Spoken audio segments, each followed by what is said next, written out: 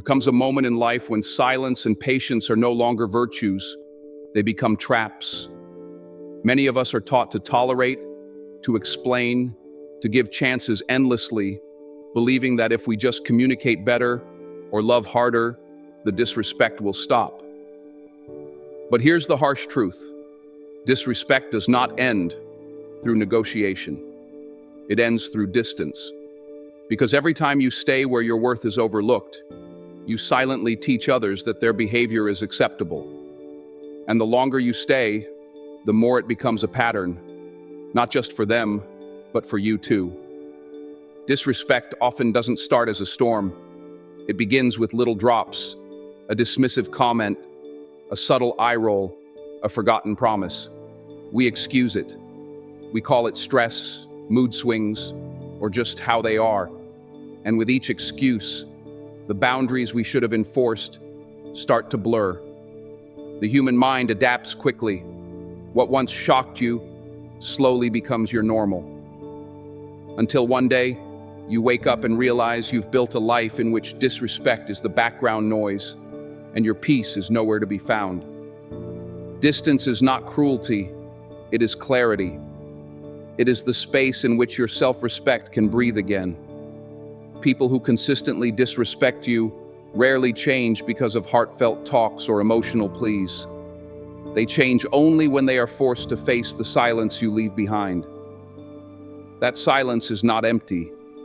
It is full of a message. I will no longer participate in my own disrespect. Think about the times you tried to explain your worth to someone who was determined not to see it. Did your words transform them? Or did it drain you while they continued as they pleased? Words without consequences are just background noise to a disrespectful person. Distance, on the other hand, is a consequence they cannot ignore. It removes the comfort of access. It interrupts their pattern.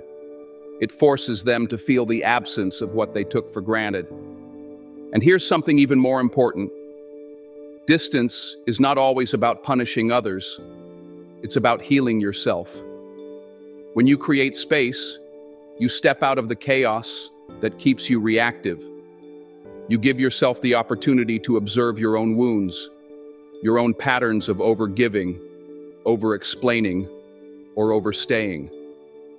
Distance becomes a mirror, showing you why you tolerated what you did and what needs to change within you so that you never allow it again. Distance also reveals truth about others and about yourself. When you step back from someone who disrespects you, you give them a choice to either reflect and rise to the standard of mutual respect or to remain where they are, proving that their presence was never rooted in genuine care to begin with. And that truth can be uncomfortable, even painful, but it is far better than living in an illusion where you constantly fight for crumbs of decency. Many people fear creating distance because they confuse it with abandonment. They think, what if they hate me? What if they move on without me? What if I'm alone? But ask yourself this: what kind of connection is worth keeping if it survives only when you accept disrespect? That is not connection. It is dependency. And dependency is a cage, not a relationship. Consider how many times you've tried to fix someone else's behavior with your patience. How many times you've absorbed their sharp words or their indifference, hoping that your loyalty would eventually inspire them to change. But here's the paradox. The more you absorb, the less they value you. Because in their mind, your willingness to stay through disrespect signals that their actions have no real consequence. Distance is a language, one that doesn't need raised voices or long explanations. It says, I deserve better. It communicates self-respect louder than any argument ever could. And it teaches others, in the most undeniable way, that your presence is a privilege, not a guarantee. This does not mean you must always cut people off with coldness or anger. True distance is often quiet and graceful. It does not need revenge or loud announcements. It is simply the choice to no longer invest your time, your energy, or your presence where it is continuously mishandled. Some people call this selfish. In reality, it is self-respect. And when you practice this form of distance, something remarkable begins to happen. Your life starts to reorganize itself. The energy you once spent on explaining yourself, fixing others, or enduring what you shouldn't begins to return to you. You notice new people who respect your boundaries. You find moments of peace that were once drowned in tension.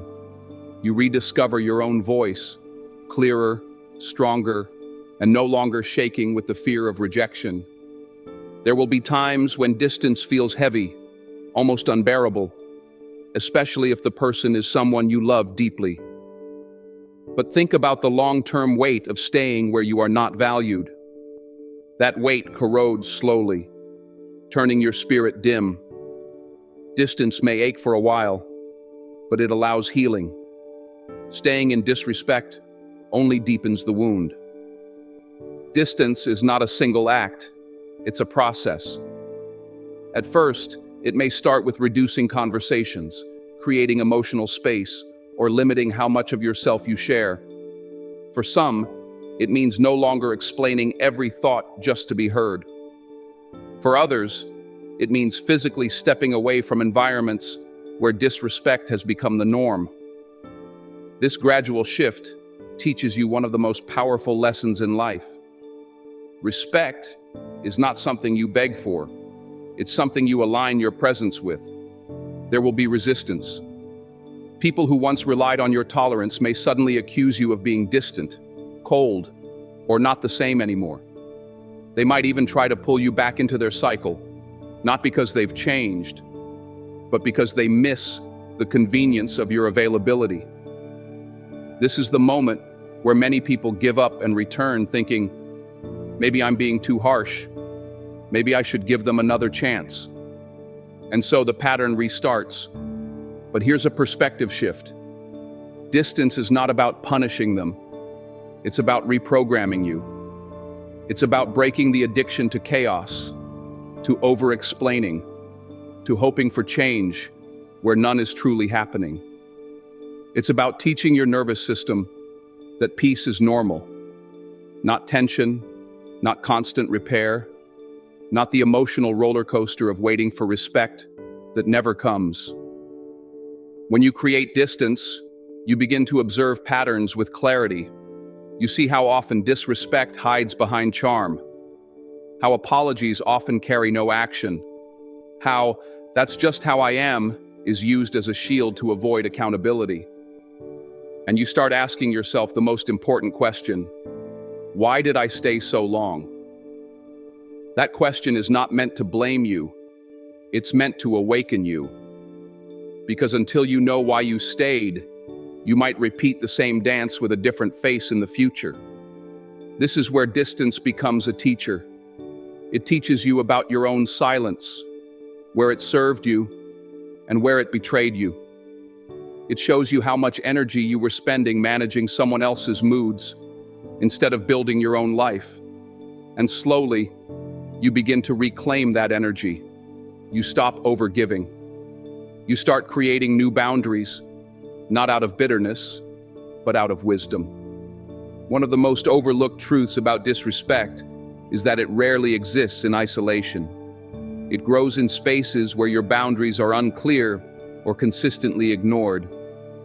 Every time you allow a small act of disrespect to pass without addressing it, you silently send a signal. This is acceptable.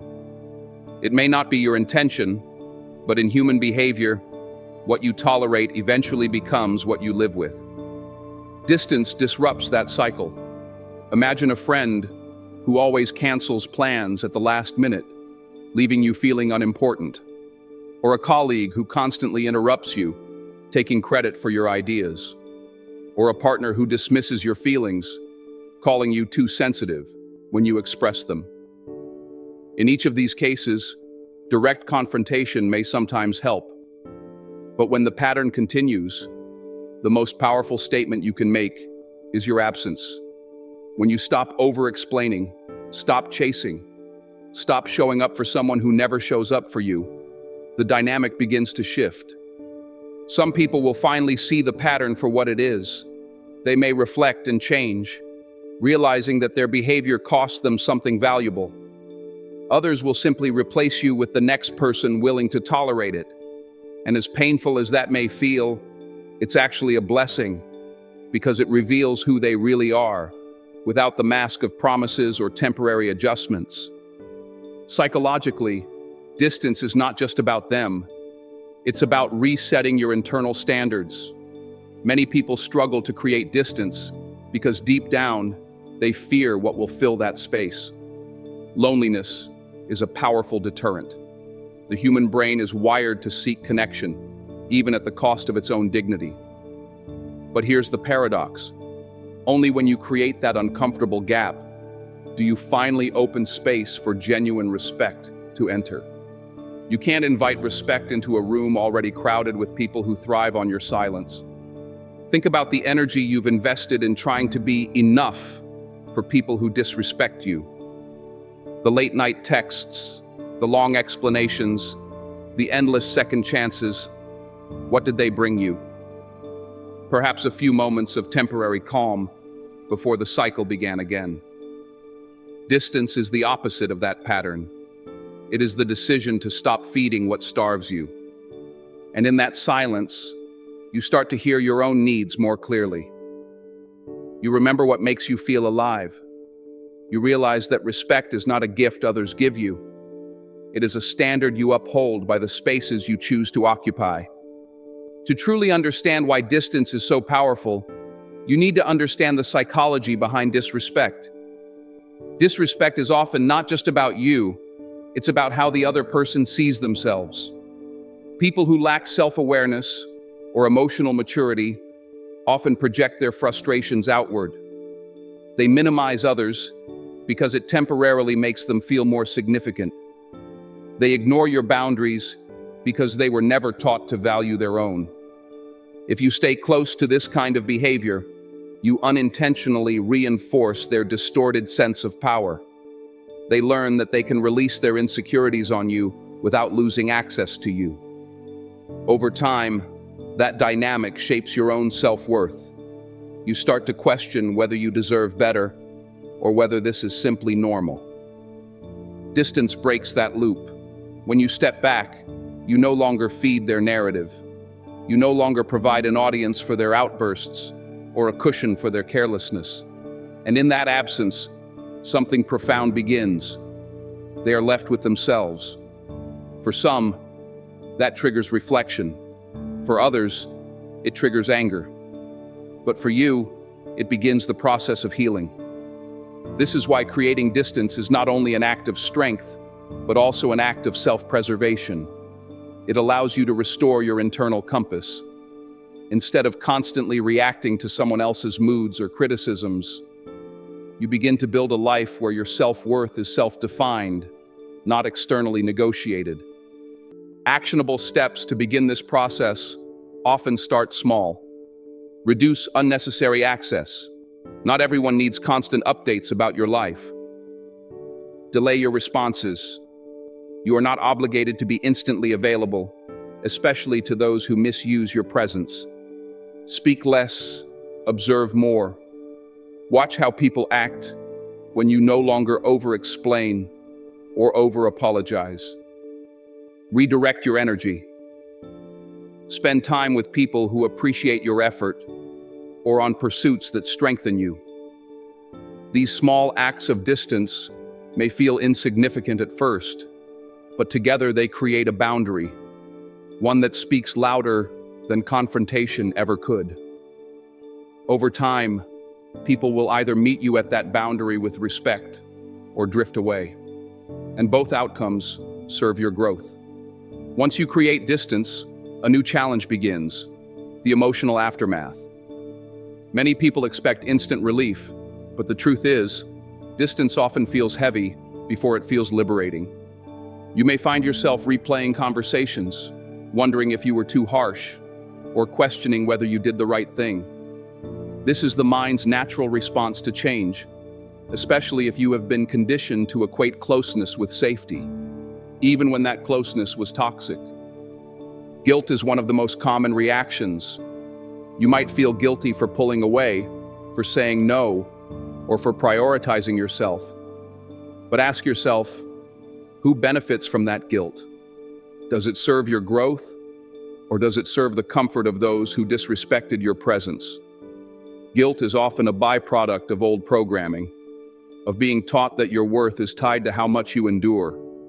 The reality is, choosing distance is not cruelty. It is an act of responsibility.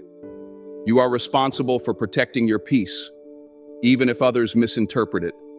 Expect backlash too. Some people will try to guilt trip you back into proximity. They may call you selfish, cold, or ungrateful. They might suddenly become more attentive, not because they've changed, but because they feel their control slipping. This is where your resolve matters most. Distance is not a test you pass in a day. It is a boundary you maintain despite the noise that tries to pull you back. Over time, something remarkable begins to happen. The fog clears. You start noticing how much energy you used to spend just surviving in environments that never nourished you. You find quiet moments where your mind isn't racing to fix someone else's chaos. And slowly, a new kind of clarity sets in. The kind that allows you to build relationships not out of fear of being alone, but out of mutual respect and genuine care. This transformation is gradual. Some days you'll feel empowered. Other days you'll feel the ache of loss. Both are part of the healing. Distance is not the absence of love. It is the presence of truth. And that truth sometimes hurts before it heals. As you continue this journey, remind yourself, you are not running away. You are returning to yourself. Distance is not the wall you build to keep everyone out. It's the door you open to let better connections in. There will come a moment when you start asking yourself, should I ever let them back in? This question arises not because you're weak, but because distance creates space for reflection on both sides. It's natural to wonder if change has happened, if lessons were learned, if respect has finally found its place where it was once missing. But here's the key. Reopening the door should never be based on longing or guilt. It should be based on evidence. Has the person taken real responsibility for their behavior? Have they shown consistent change over time? Not just words in moments of tension, but actions that match respect? And most importantly, do you feel safe in their presence, or do you feel you must shrink yourself to maintain peace? Rebuilding self-respect is rarely a grand event. It's a series of small choices made daily. It's saying no when your old self would have said yes, just to avoid conflict. It's pausing before explaining yourself to someone who has already shown they're not listening. It's choosing environments, friends, workspaces, relationships that reflect the respect you've begun to give yourself. Distance over time does something powerful. It resets your internal boundaries. The version of you who once tolerated disrespect starts to feel like a distant memory, because now you know how costly it was. You start valuing your time more. You stop chasing temporary validation. And you begin to attract people who recognize your silence not as weakness, but as strength. Resilience grows here, not from avoiding pain, but from surviving it and choosing better because of it. The more you honor the space you've created, the less you'll tolerate the behaviors that once drained you. You'll find that your conversations become clearer, your relationships more mutual, and your inner voice louder. There comes a point in your journey where distance no longer feels like a defense mechanism. It becomes a natural state of self-respect. This is when you know you've crossed a threshold. You no longer feel the constant pull to explain your absence or justify your choices. The need to be understood fades, replaced by the calm knowing that your peace does not depend on their approval. One of the clearest signs you've reclaimed your power is when disrespect no longer surprises you. It simply no longer hooks you. Where once a cutting remark would have sent you spiraling into overthinking or self-doubt, now it lands and dissolves because your worth is no longer up for negotiation. This is not numbness, it's clarity. You've built an inner space that others cannot easily shake. Distance also changes the way you give. Before, you may have given out of fear of losing someone, fear of conflict, fear of being seen as cold or distant. Now you give because you choose to, not because you're pressured to. Your kindness is no longer a survival tactic. It's an authentic expression that comes with healthy boundaries. And as this shift happens, you start to notice something extraordinary. The relationships that remain or newly form in your life are of a different quality. They carry mutual respect as their foundation. They do not drain, they nourish. They do not demand constant proof of your worth. They recognize it. This is what distance ultimately leads to, not a life of isolation, but a life where your connections are filtered by respect. The people who once thrived on your silence may still exist, but they no longer have access to your peace. The ones who truly value you will adapt to your boundaries or make space for your growth. At the end of this journey, the truth becomes clear. Distance is not a weapon, it's wisdom. It's not about creating walls to keep the world out. It's about creating space so your life is no longer crowded with noise that drowns your worth. Disrespect does not end because you demand respect. It ends because you stop participating in what diminishes you. The harsh truth is that not everyone will like this version of you. Some will call you cold, detached, or difficult. But those who genuinely value you will see the difference. You are no longer reacting, you are responding. You are no longer pleading, you are choosing. And that choice, over and over again, builds a life where your peace is not at the mercy of someone else's moods.